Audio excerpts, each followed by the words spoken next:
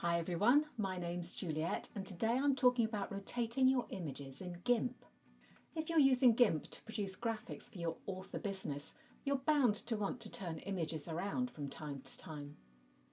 There are at least 3 different ways to rotate an image in GIMP, depending on your purpose.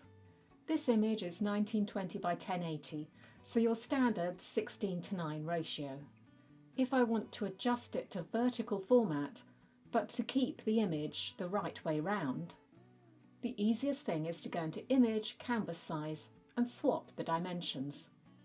Then you can adjust the image to either a bigger size or you can add a background. If you want to rotate the image but not change the canvas, then you can use the Rotate tool. Just enter the amount by which you want to rotate into the little box or drag the image itself on the screen.